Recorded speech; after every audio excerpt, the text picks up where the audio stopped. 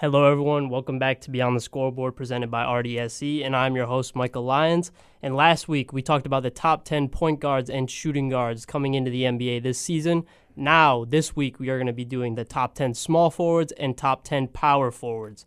Now, for the power forward list, it is a little skewed because there's some guys that are kind of listed at center/power forward. I just picked my own personal opinion on who I believe is a power forward and who I believe is a center. So, we're going to get into it. Jason Tatum is also not going to be on the list, like I said in the last top 10. There are no injured players coming onto the list this year, so we're going to start with the top 10 small forwards. At the number 10 spot for the top 10 small forwards, I have Brandon Ingram coming into a brand new environment. Didn't see him at all last year post New Orleans Pelicans to Toronto Raptors trade. But I'm super excited to see him. One of his teammates is also on the top 10 power forward list. So Brandon Ingram, I really love the fit of him next to Scotty Barnes, RJ Barrett, and Emmanuel Quickley. This Toronto Raptors team, like we saw last year, they were super aggressive, super competitive throughout the year, and I'm expecting nothing less from this team this year. Brandon Ingram only played 18 games last year, so his stats are a little skewed.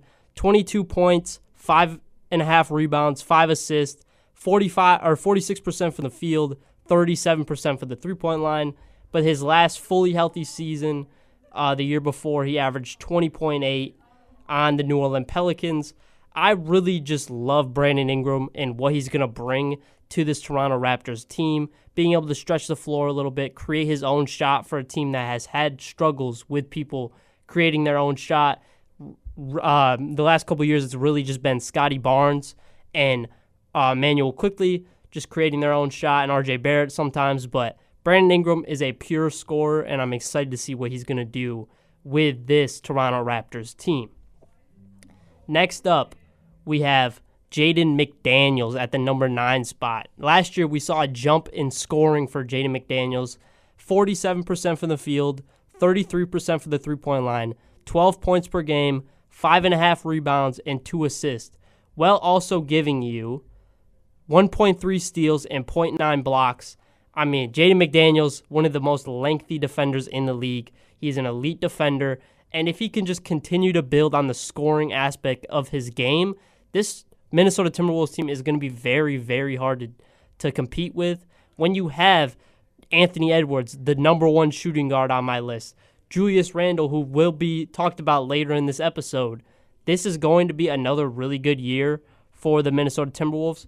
Jaden McDaniels taking these steps on the offensive end has propelled them to go to the conference finals the last 2 years. So him coming into another year where he's going to build off what he did last year, this is another huge building block year. Now the Timberwolves struggling a little bit to find point guard play. We're going to see what that does. Once they can find an actual point guard, it's going to make Jaden McDaniels' life a lot easier. But I really love what Jaden McDaniels brings on the defensive end. Like, he's one of the best defensive wings in the whole NBA. And now if he just continues to build on his offensive game, this is going to be very tough to keep him off of a top 10 small forward list. Then at the number 8 spot, another really versatile player, elite defender, OG Anunoby is at the 8th spot.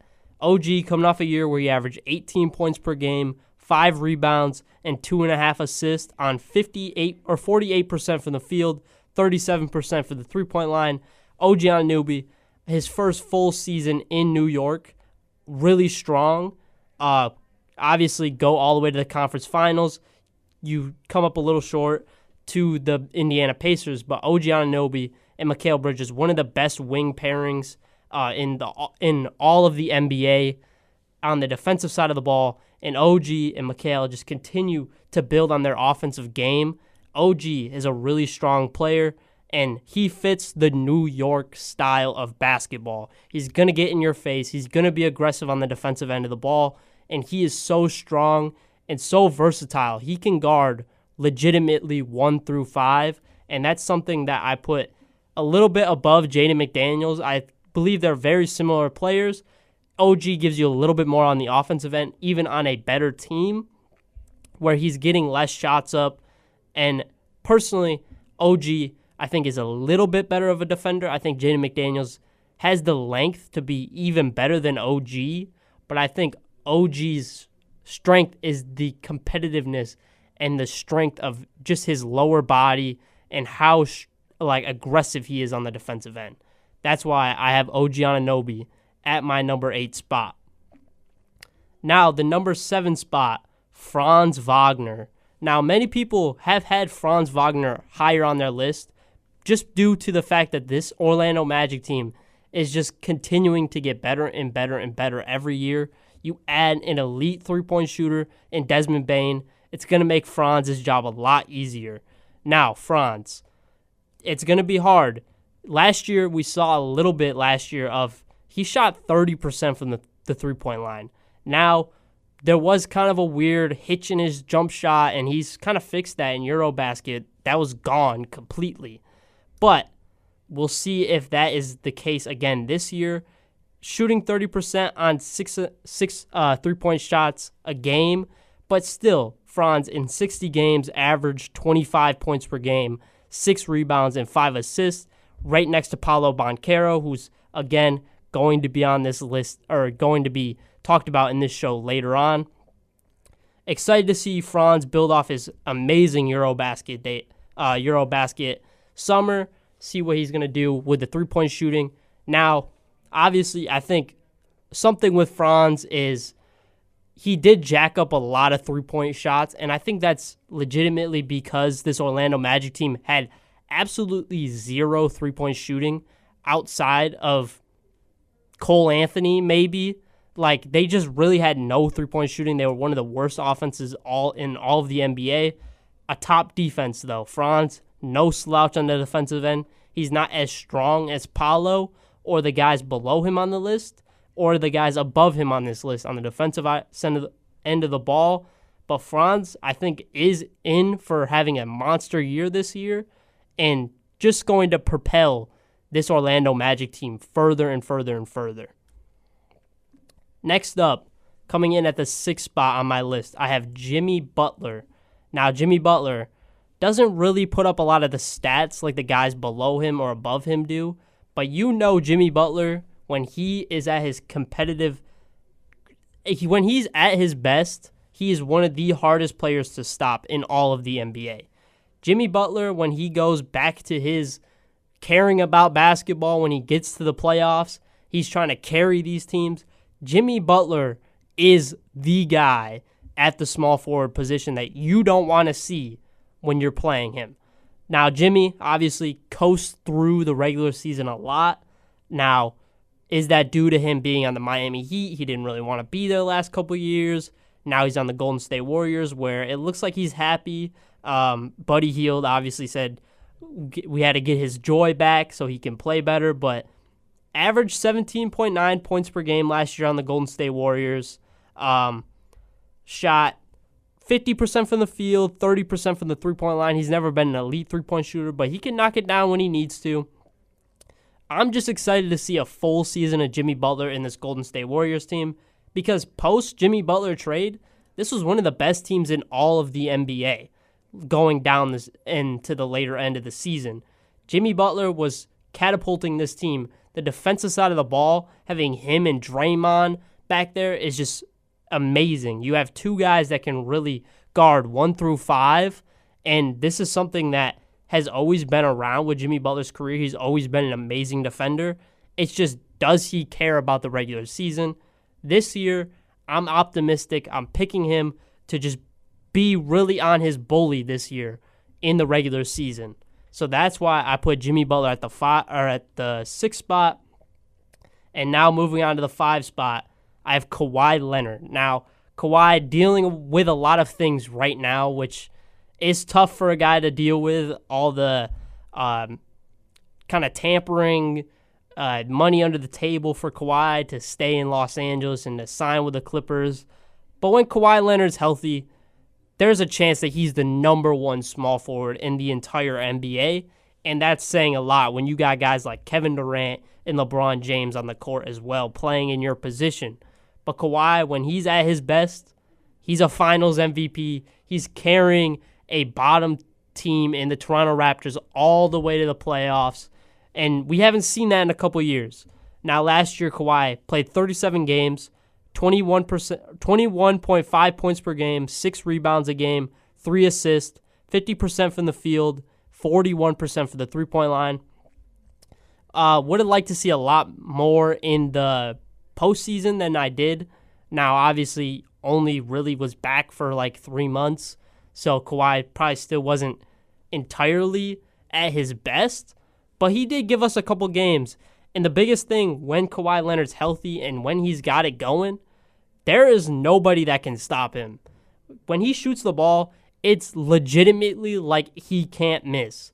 When he turns into Terminator and he has the defensive upside of being the best defender in all of the NBA, Kawhi is another guy that can guard 1 through 5 and has the highest offensive floor out of anybody on this list outside of the top 2 guys, in my opinion. But Kawhi Leonard really is that guy and still deserves a lot of respect. Now, coming in at the 4 spot. Now, this is where it gets little recency bias, but I'll share my opinion. At number 4, I have Jaylen Brown. Now, Jaylen Brown, Finals MVP from 2 championships ago. Averaged 22 points per game last year, 6 rebounds, 4.5 assists, shot 46% from the field, 33% from the three-point line. But the guy above him, Jalen Williams, who I have, they're really similar. And the only reason I went with J-Dub above Jaylen Brown is that Thunder team is going to be competing for another championship this year. Whereas this Celtics team, there's a chance that 3 months into the season, they're looking at their 10 seed in the East, and they're just going to let Jaylen Brown just sit out for the rest of the year. He had surgery on his knee prior to the season. There's a chance that the Celtics realize they're not going anywhere with this season. They realize they're not competing for anything. They're not even going to be competing for the playoffs, maybe a play-in spot. And I could just see Jaylen Brown sitting out for an extended period at the end of the season because the Celtics just want to make sure they don't have any injuries. They're going to be coming back for the next year fully healthy. So I'm really excited to see what Jaylen Brown's going to do as the number 1 option entirely. Him and Derek White kind of just being that 1-2 punch for this Boston Celtics team. There's a chance that this could go really bad for Jaylen Brown, though. The biggest thing I want to see him just keep building on in his game is the playmaking aspect. We've seen Jason Tatum really jump into a better playmaker the last couple years. I want to see if this year Jaylen Brown getting pretty much all the eyes on him, if he's going to be able to make that jump like Jason Tatum did a couple years ago. But now we'll talk about the guy right above him, Jalen Williams, 21.6 points per game last year, 5 rebounds, 5 assists, 48% from the field, 37% from the three-point line. J-Dub, the second best player on the reigning champions, had a 44-point game in the NBA Finals with basically a broken wrist. J-Dub he's a dog. There's a reason why whenever he's on the court, the fans, everybody's barking. That's Jalen Williams. That's J-Dub right there. He is a dog.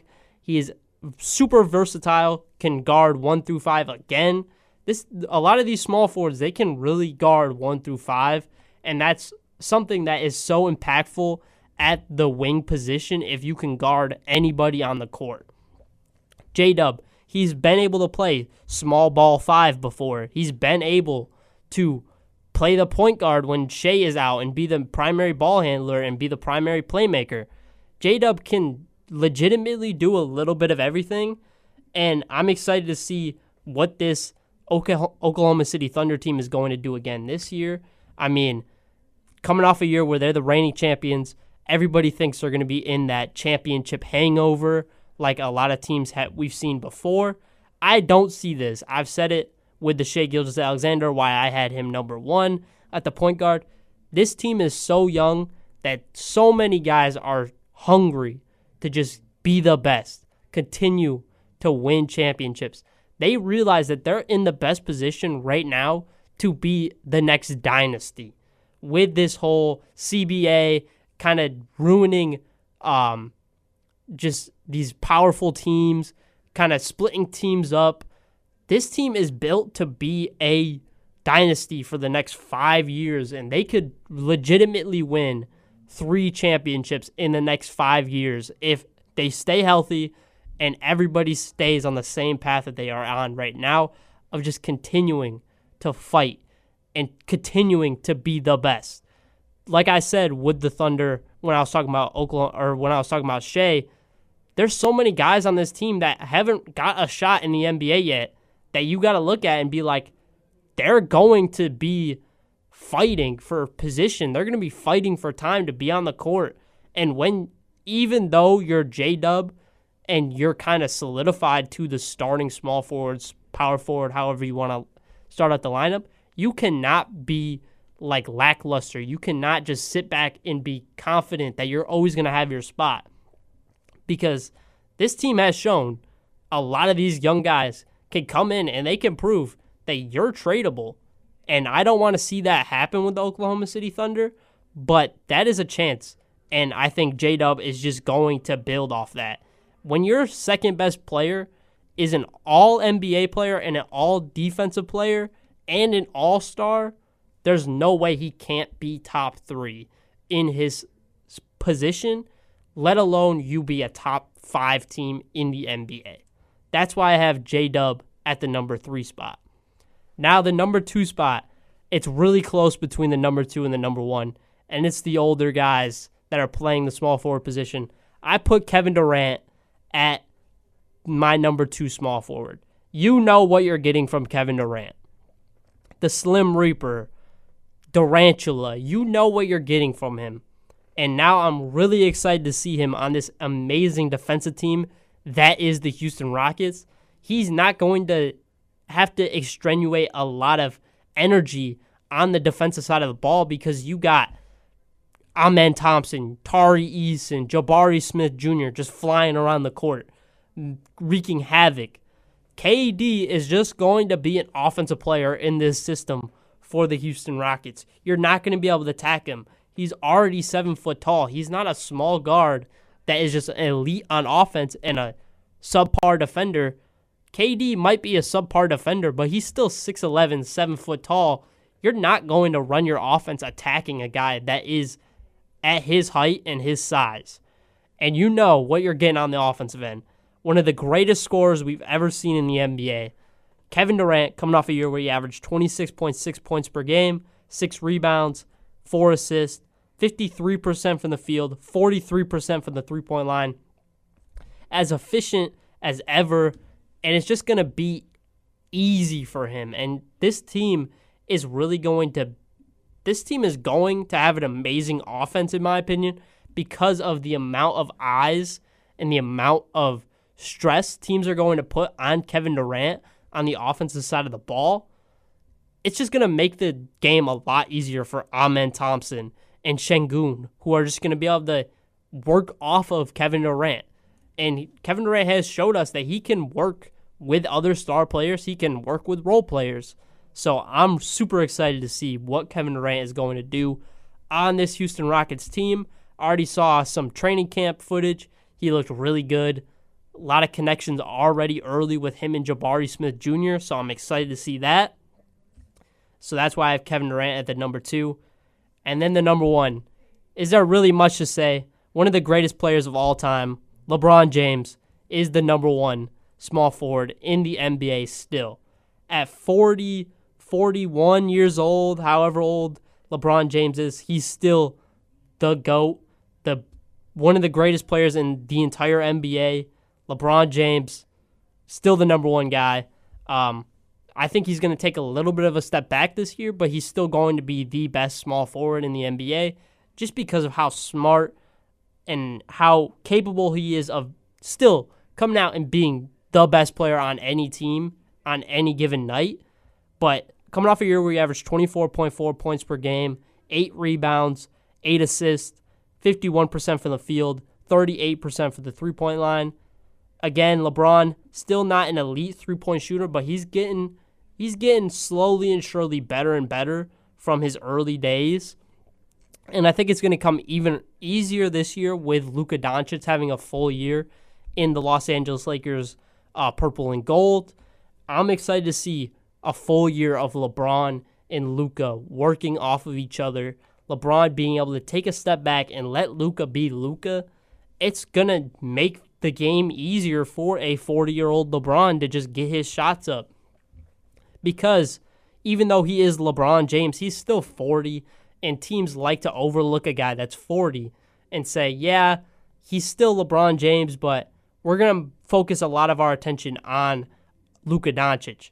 And something you can't do with LeBron James is you can't attack him on the defensive end. He's not the greatest defender, but he is a guy that knows how to disrupt the game on the defensive end. He's super smart IQ-wise, and he's just the perfect second fiddle to this Lakers team now, in my opinion. I think Luka's going to take over as the number one option, but I think LeBron is really going to thrive in this second option role, and we're going to see what LeBron looks like in the second option role, because we haven't seen it set ever really. There's never been a year where I've seen LeBron play and been like, yeah, he's the second option. This is the first time in his career I think he's going to be the second option on one of the top teams in the Western Conference coming into this year. So that was my top 10 small forwards list. Going back down just to re-list the order. Number 10, I got Brandon Ingram. Number 9, Jaden McDaniels. Number 8, OG Anunoby. Number 7, Franz Wagner. Number 6, Jimmy Butler. Number 5, Kawhi Leonard. Number 4, Jaylen Brown. Number 3, Jalen Williams. Number 2, Kevin Durant. And number 1, LeBron James. Now we are going to take a quick commercial break. We'll be right back to list the top 10 power forwards. I hope you guys have been enjoying listening. This has been Beyond the Scoreboard, presented by RDSE, and I'm your host, Michael Lyons. Hello, everyone. Welcome back to Beyond the Scoreboard, presented by RDSE, and I'm your host, Michael Lyons. We just did the top 10 small forwards. Now we are on to the top 10 power forwards. Now, there are some people on this list for the top 10 power forwards that could be, in some people's opinions, be listed as a center. In my opinion, everybody on the top 10 power forwards is a power forward in my eyes, so we're going to just jump straight into it. And number 10, I have Aaron Gordon. Now, I was really picking between Aaron Gordon and Denny Avdia as the number 10 spot. I eventually stuck with Aaron Gordon because Aaron Gordon does everything on the basketball court. And the defensive upside of Aaron Gordon, in my opinion, is a lot stronger than what Denny beats Aaron Gordon in, which is playmaking. Denny is probably one of the better playmaking small forwards in the entire NBA. But I've went with Aaron Gordon because the defensive impact would be able to play on any single team, whereas Denny Avdia, I think, could play on any team, but I don't think his impact would be as strong if he wasn't on a team like the Portland Trailblazers that don't have a true number one kind of playmaker. So I went with Aaron Gordon. His stats aren't crazy. He averaged 15 points per game, 5 rebounds, 3 assists last year, 53% from the field, 44% from the three-point line, though. On 3.5 attempts a game, which for Aaron Gordon, one of the highest of his career since his early days in Orlando. If he can shoot at a 44% clip and give you the defensive impact he does, I mean, you just can't take him off the floor, in my opinion. Aaron Gordon, one of the best role players in the NBA. We've seen what he can do in the playoffs, the big moments, the game-winning dunk against the Nuggets. He had a couple clutch shots against the Thunder that really gave the Nuggets a chance to win that series. And this Nuggets team, I don't think wins an NBA championship if it isn't for Aaron Gordon. And I think they're still looked at as championship contenders because they have a guy like Aaron Gordon that can just do a little bit of everything. So I'm excited to see what Aaron Gordon's going to do this year. He only played 51 games last year. dealing with stuff with his brother and all that stuff, which is really hard for the player to deal with. I'm excited to have a full year of him just fully locked in to being Aaron Gordon, locked in to just basketball and not dealing with all this outside noise and injuries. I'm excited to see what Aaron Gordon's going to do this year. The Nuggets just continue to get better and better and better. You add in Cameron Johnson, you bring back Bruce Brown, you get Tim Hardaway Jr. This team is going to be a really tough team in the Western Conference. I think they are one of the teams that can compete with the Thunder to win the championship this year and come out of the Western Conference. So I'm excited to see what Aaron Gordon's going to do, and that's why I put him at the number 10 slot. Now, the number 9 slot is King Julius Randle. Julius Randle coming off a year where he averaged 18.7 points per game, 7 rebounds, and 5 assists, 48.5% from the field, 35% from the three-point line. In his first year in Minnesota, I really liked his first year in Minnesota. Regular season was a little sloppy from what we've seen the last couple of years of him in New York, but when you're playing with Anthony Edwards, shots go down. You're not the number one option anymore like you were in New York, but he did fix his playoff lows. He jumped back into the playoffs this past year and really showed that maybe just those were some bad years in New York. When he's not the number one option, it's looked a lot different for Julius Randle in the playoffs. He had some monster games. Obviously, in the conference finals against the Thunder, he did look pretty lackluster. He struggled a lot, but I'm excited to see what he's going to do again this year. Full offseason to build on with Anthony Edwards and Jaden McDaniels. So I expect big things from this Minnesota Timberwolves team again. Now, if it's not conference finals, I expect them to make it out of the first round and give whoever the second round team they play a really big run for their money, because I think this year Nuggets, Timberwolves, Clippers, Rockets, Thunder, all these teams could really be coming out of the Western Conference. It depends on who comes into the playoffs healthy and who just competes at a higher level throughout the regular season to get that home court advantage. And this Minnesota Timberwolves team, they're not shy to be competitive, and Julius Randle is one of the most competitive players in the NBA. I'm excited to see what he's going to do with the Minnesota Timberwolves this year. That's why I got him at the number 9 slot. Now, the number 8 slot, I'm buying into the hype once again. Zion Williamson, don't disappoint again this year. When Zion, now this could be really low at the end of the year or way too high, depending on how many games he plays and how good he really is throughout those games. Zion, when he's on the court, he's one of the best players in all of the NBA. There's barely anybody that can stop him, and Zion is just a freak of nature. Averaged 25 points per game last year, 7 rebounds, 5 assists, 57% from the field, 23% for the three-point line. He's never been a great three-point shooter. That's not what you expect from him. But 56% on the shots attempts he takes, which is 9.5 a game.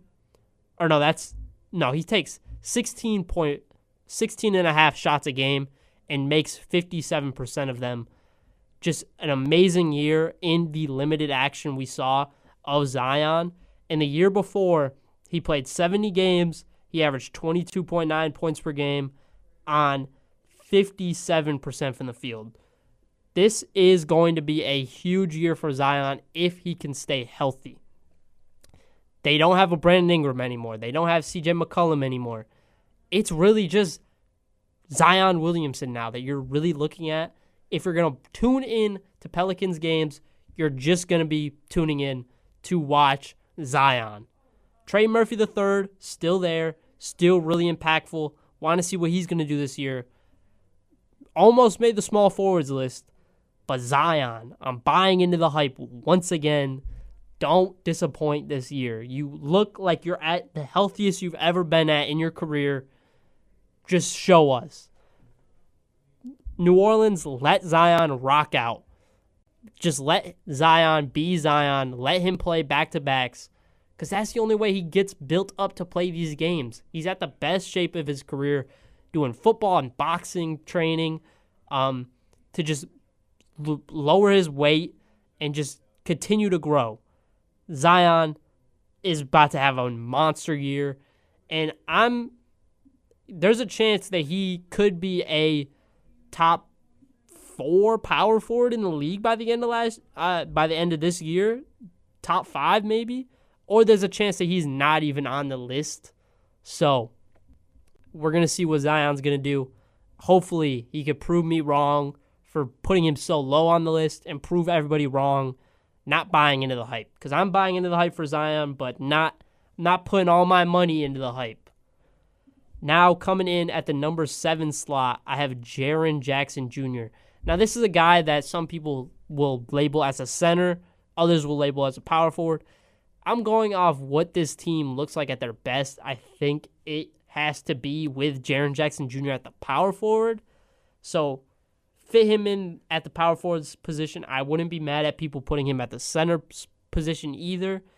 He's going to miss the first couple of weeks to start this year with an injury. So that puts him a little bit lower on the list because all these guys above him are going to be healthy from day one. Coming off a year where he averaged 22.2 points per game, 6 rebounds, 2 assists, 49% from the field, 38% from the three-point line. Him and Ja Morant have to get it popping in Memphis once again. I think this is a perfect year for them to do it again. They're not going to be really competing for anything, in my opinion, but it's a year where you get Cedric Howard and you get Jalen Wells. You get them some good minutes. You get Zach Edey once he's back from his injury. You get all these guys back playing. You get Memphis popping like it was 2021, 2020 when Ja Morant was at the peak. I'm excited to see what this Memphis Grizzlies team is going to do. Obviously, Jaren Jackson Jr., is a Defensive Player of the Year candidate every year. Averaged 1.5 blocks last year and 1.2 steals. At 6'10", 6'11", he also can really guard 1 through 5 because of his length. I personally wouldn't put him on a guard just because he's a little slow-footed in my opinion, but he has the athleticism to get back on plays. So Jaren Jackson Jr. is my number 7 slot. At the number 6 slot, it feels a little low for what this guy just did in the playoffs this year, but Pascal Siakam is my number 6 power forward, and it has nothing to do with the amazing performances he gave us in the playoffs last year. This entirely comes down to this Indiana Pacers team being banged up coming into the year, looking at a year where they're kind of going to be in a weird position where they don't know if they're going to be competing or if they're just going to be a bottom feeder in the Eastern Conference. Pascal Siakam's still going to put up his numbers. He's still going to be one of the best power forwards in the NBA, and he deserves all the respect of what he just did in the playoffs this past year, and I'm just super excited to see what he's going to be able to contribute to this team, being back to the number 1 option role. Last time we saw him in the number 1 option role, he averaged 21.7 points per game, 22.2 in his final half a season in Toronto. I think he's going to jump back up in his scoring. Andrew Nembhard's going to be the playmaker now. They're going to rely more on Pascal Siakam. He's going to play some weird positioning. He's going to play some small ball center when they have some injuries. I'm just excited to see what Pascal Siakam is going to look like being back to that number 1 option role. He's still really always been the number 1 scoring option for this Pacers team, but the only reason I put him a little low is due to this team I don't project them to be a really competitive team this year. In competitive, I mean pushing for a 6th seed or higher. I think they're going to be a play-in team, but some of the guys above him I think are going to be in a better position than him. and have a little bit stronger year because it is going to be tough for Pascal to really carry the weight of the entire offense unless Andrew Nemhard and Benedict Mathurin take a huge jump this year. So that's why I have Pascal Siakam at the number 6 slot. Now at the number 5 slot, I have Scotty Barnes. Now, Scotty Barnes coming off a year where he averaged 19 points per game, 7.5 rebounds, 6 assists, 45% from the field, 27% for the three-point line. Like I said, with the Brandon Ingram, I'm super excited to watch this Toronto Raptors team. Like we saw last year with Darko, this team was super competitive. They were bringing teams down to the wire with Jamal Shed in the starting lineup, with no Scotty Barnes. Now you bring back Scotty Barnes, and he has a perfect second option in Brandon Ingram, who is just a pure scorer. Scotty does everything on the basketball court you could ask for. He's a really solid defender, averaged 1.4 steals last year and a block a game. And it's just really, can Scotty Barnes continue to just build on scoring as shots come easier to him with a better and better team every year? And yeah, I'm really excited to watch this Toronto Raptors team. I think everybody in Toronto is excited to watch this team. First year without Masai, so it's going to be a little weird, but I'm excited to see Darko have a full year of being a competitive coach, not trying to tank to get any high lottery pick. Scotty, RJ, Emmanuel Quickly, Brandon Ingram, Jakob Poeltl. That is a really strong starting lineup. Now, it's not no championship contending team, but I think this Toronto Raptors team could surprise a lot of people and jump into the top 6 if everything goes well and there's no injuries to any of their star guys, because they got a really deep bench. So this Raptors team is going to be super fun to watch. Scotty Barnes is going to be the captain of this team, leading them in all aspects of the game. So shout out to Scotty Barnes. That's why I got him at the number 5 slot. Now, at the number 4 slot, another guy that could be labeled as a power forward or a center. Personally, I went with power forward because this guy has personally said in his career that he doesn't want to play center anymore. He wants to play next to an elite center. I went with Anthony Davis as my 4 slot. Anthony Davis, getting older, but last year, 51 games, pretty solid for a guy coming off a year where he had 76 games in his career. So, last 2 years, he's played a pretty hefty sum of games. Hopefully, he's back to his healthy ways. Averaged 25 points per game, 11.5 rebounds, 3.5 assists, 52% from the field, 28% from the three-point line, with a 2.5 blocks a game. I mean, Anthony Davis, when he was at his peak, one of the hardest players to guard. When he's on his bully, night in and night out, amazing player to watch. This Mavericks team is going to lean on him to start the year. When Kyrie comes back, if he comes back, then the weight is going to get shifted off of Anthony Davis a little bit. But this start of this year, Cooper Flagg being a rookie coming in, and Anthony Davis being there, he's going to shoulder a lot of the offensive load. I think he's going to have a monster year to start the year. So that's why I got Anthony Davis at the number 4 spot. Now, the number 3 spot. I think a sleeping giant in the Eastern Conference, a future MVP. Like I said before, a future MVP. Paolo Banchero is my 3rd slot for the top 10 power forwards in the NBA.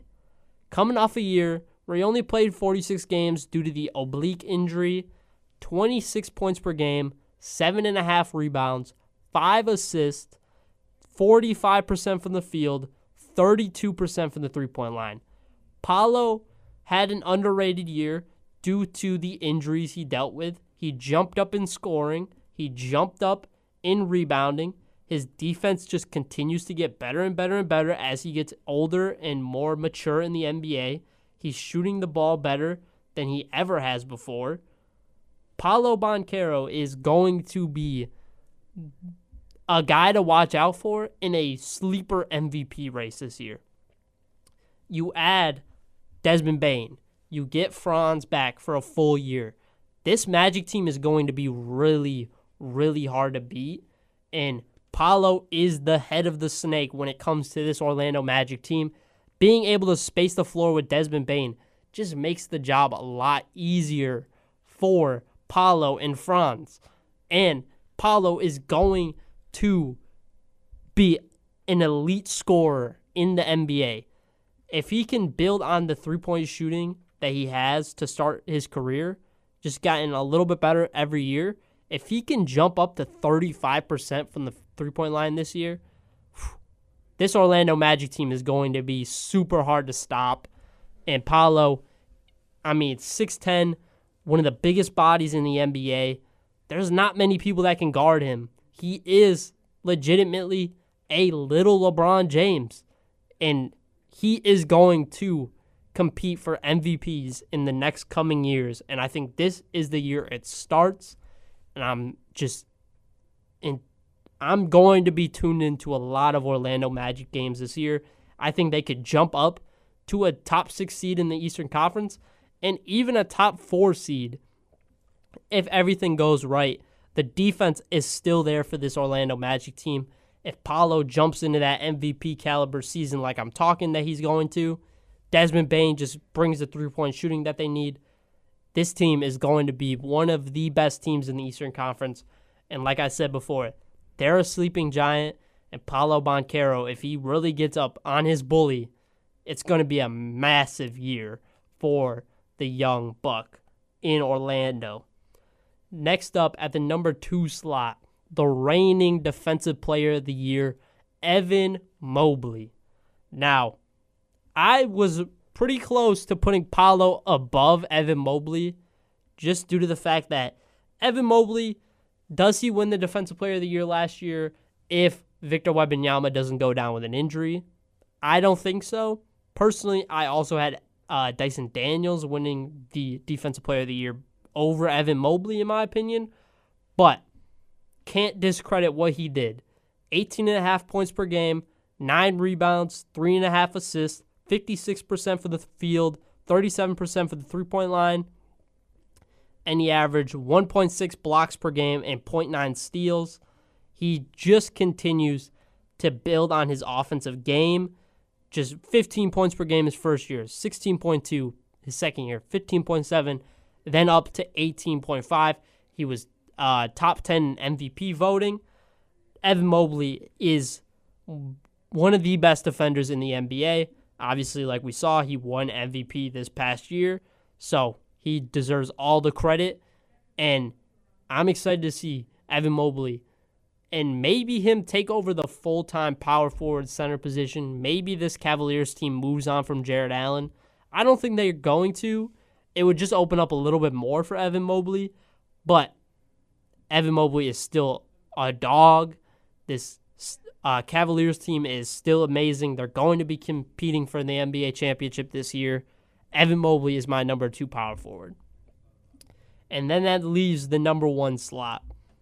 Was there really any conversation of who the number 1 power forward in the NBA was going to be?